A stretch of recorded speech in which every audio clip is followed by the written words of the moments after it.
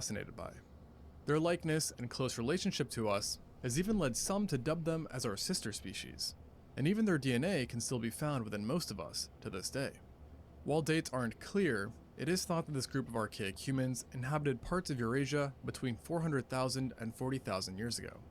Most of this time falls under the Chibanian stage of the Pleistocene, a time when Eurasia was generally even colder than it is today and filled with an abundance of megafauna that made life no walk in the park. Therefore, to survive and thrive in harsh conditions, Neanderthals evolved some of the most insane biology seen in any Homo species. And if alive today, some would most likely even consider them to be superhuman in a few senses.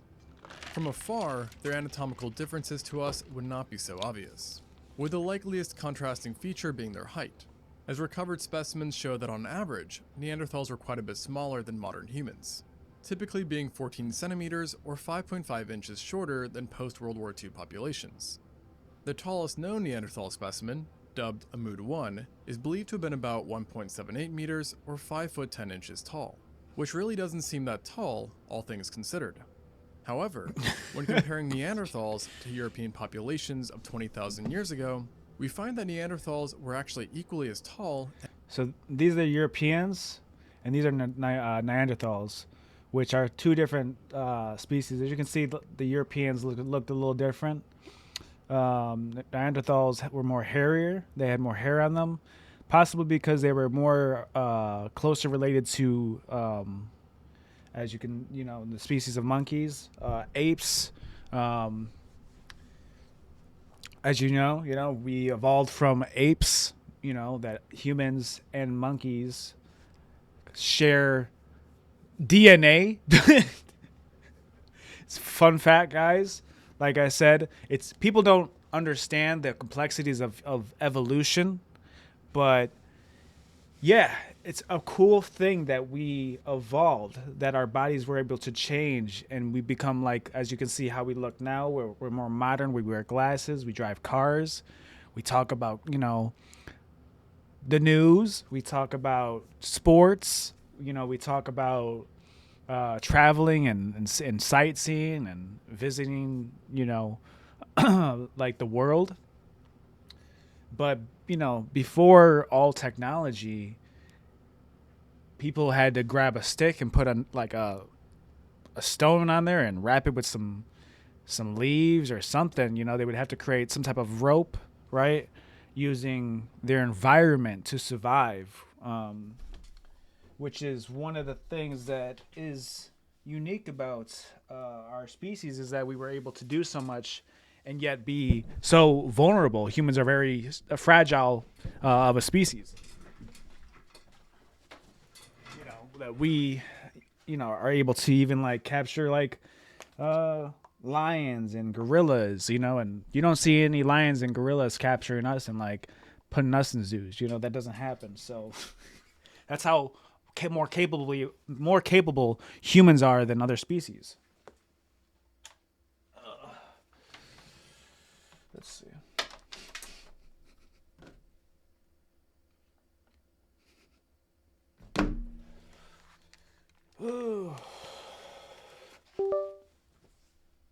And if not slightly taller. So that's really all to say that we don't know how tall they could have been. What's fascinating though is that despite being shorter than modern humans, Neanderthals were quite a bit heavier, with the average male having weighed up to 83 kilograms or 183 pounds. Behind this paradoxical sounding information is that Neanderthals had crazy robust skeletons that were much more compacted than our own. Okay, so here's a Neanderthal body type. Their rib cage is a lot bigger than the humans. Hip bones look very similar. There's not a big difference. I see the feet, the toes, the phalanges do look different. We definitely have more of a upright bone structure in the feet.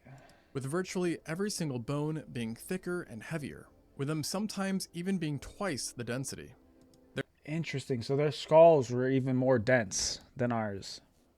So we've de-evolutionized our size of our skull, the thickness of our skulls, but obviously we've become more intelligent. Their shoulders, femurs, chest, triceps, arms, and kneecaps were especially bulky, which are all signs that they were extremely powerful and muscular in life. And it is widely agreed upon that they were much stronger than us, a possible adaptation to their close-quarter hunting tactics that involved them using giant spears to take down medium and large-sized prey, which included various rhinos, horses, elephants, and of course, woolly mammoths, which were equivalent in size to African bush elephants, and sported thick coats of fur that made it that much harder to kill them. And speaking of African bush elephants, it's no secret that they're endangered just like their woolly cousins were before them when they were still around, as within just 3 generations, 50% of the global population of African bush elephants have died off. And while I love making videos about extinct animals, I would rather not have any more animals to be added to the list of potential videos, which is why I'm really excited to be partnering with Planet Wild. Kenya's elephant population has declined drastically since the 1970s. Wow, 86% of elephants have died. Ooh, that's a big difference, bro, in elephants populations, bro. And now farmers have started to increasingly expand directly into both the elephant's habitat. Planet Wild and their partner org, Wild Survivors, has come up with a pretty nifty solution, using teeny tiny bees to scare elephants and create a natural barrier. In a more interesting twist, instead of unleashing bees on elephants, they're actually Why would they do that? building a bee fence, which will help to keep the elephants out of harm's way and hopefully reducing overall deaths. And this is only one of the many projects that you can support through Planet Wild, as like I mentioned, they release new ones every month. They're also 100% transparent about how your funds are used, Oh, that's so cute. That's such a cute owl. as they make a new video each month here on YouTube showing you how much funding was used and how the community's contributions were put to use. I will cover the first month. I am next in line for VP, when Bradley takes over for his father. Is also what some researchers partially believe led to the distinct Popeye-like arms seen in many Neanderthal specimens. That would have That guy looks happy as hell, bro. Someone, look at him. Fun fact: allowed them to wield these people existed before Neanderthals, guys. weapons with ferocious intensity. The well-defined nature of their arms and overall muscular build was possibly also a sign of extreme levels of hormones, according to at least one study. Specifically, the researchers believe that Neanderthals were naturally pumped up with large amounts of hormones that added to their increased muscle mass and provided them with the ability to pull off some pretty crazy feats of strength, such as lugging up to 50 pounds or 27 kilograms of meat for 30 miles or 48 kilometers, the same distance as walking 138 laps around a soccer field. What's more is that thanks to their larger chests, shoulders, and triceps, scientists assume that Neanderthals would have been pretty great wrestlers and powerlifters if still around, with males possibly being able to bench press 500 pounds or 200 kilograms without training, while the females could have done 350 pounds or 160 kilos. Wow, dude, these guys were pretty strong. Like if these people were still around, bro, they would be the best motherfucking workers you've ever seen, guys. Because like they didn't even have to work out; they were naturally built for like carrying heavy amounts of weight.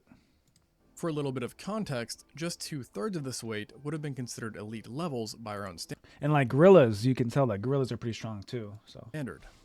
Their short, bulky builds played a big role in this strength too, but it wasn't only power that they gained from their robustness, as it bestowed upon them incredible durability as well. A nice touch to complement the brutally hard lives that many yeah, they would definitely need strong immune systems because back then, guys. And this is the fun fact that there's a lot of species, or humans, I should say, that have low immune systems. So they would have had to have strong because they were eating like meat, you know, they would have to go cook it and it could have parasites still on it. So their immune systems had to be strong, really strong. Neanderthals endured. In fact, a systemic analysis on recovered skeletons found that between 79 and 94% showed signs of extreme trauma that had fully healed. These injuries ranged from blunt force fractures all the way to traumatic amputations, with a particularly gruesome case involving an elderly Neanderthal, who during his younger years had lost his right arm, damaged his left clavicle, was smashed so badly. Oh, his clavicle, dude. That's the front bone right here, guys, that you can feel. in the face that he was blinded in one eye, and had ears so banged up that the ear canals themselves were shut off by new bony material that had grown after repeated injury, rendering him deaf in both ears. The high degree of damage seen in Neanderthal specimens is thought to have come from a mix of their aggressive face-to-face hunting technique. Yeah, look at them. They had to fight they were the rhinos. Interpersonal conflicts, and animal attacks. Oh fuck that, a bear, dude. Look at his you guys, his face, man. The latter of which actually seems to have been a common occurrence, as nearly 74% of Neanderthals, based on one study, reflected evidence of having survived violent animal encounters, with 21% having been with big cats, 17% with wolves, and 36% with bears. The most hardcore part of all of this is that scientists do not think that these animal attacks were predation attempts, rather the opposite, that the animals had been defending themselves during Neanderthal attacks. Talk about hardcore. And to really drive this home, even their skin was designed for battle, as genes found in Neanderthals are associated with thickened skin, nails, and hair that theoretically help them cope with getting banged up and enduring the cold.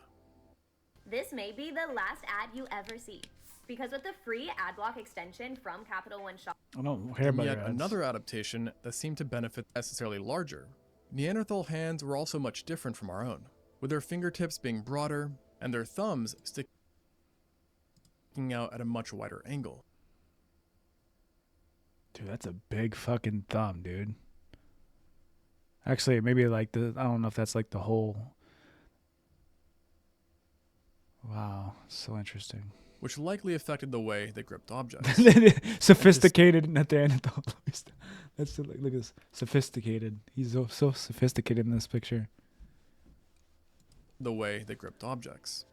And to some, their hand shape possibly meant a reduction in precision capabilities, which they made up for, though, by powerfully gripping their items and weapons. So clearly, Neanderthals were absolute units on the outside, but they were pretty crazy on the inside too, with one of the more obvious signs being their barreled chests, which accommodated a wider rib cage and larger lungs, with studies finding that on average, Neanderthals had a lung capacity 20% greater than our own.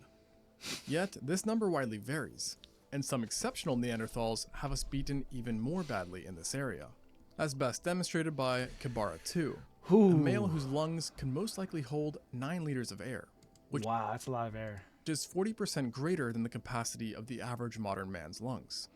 And to make this even more impressive, keep in mind that until recently, the largest lung capacity ever recorded in an What? athlete was only 8.5 liters. Neanderthals' noses further supported this notion that they gobbled up air, as they were quite long and wide, which helped them move air faster, as in 100% faster than what's seen by any man or woman today. Wow. The need for speed, through their noses and their ridiculous lung capacity, is thought to have been then, of course, reflected by their energy requirements as well. As in the case of Neanderthals, it's believed that an individual needed between 4,500 and 6,700 calories every single day. So, if they were still alive, you could expect food items to have 2 completely separate nutrition labels, distinguishing between Homo sapiens and Neanderthals. The bulky nature of their noses that was coming in.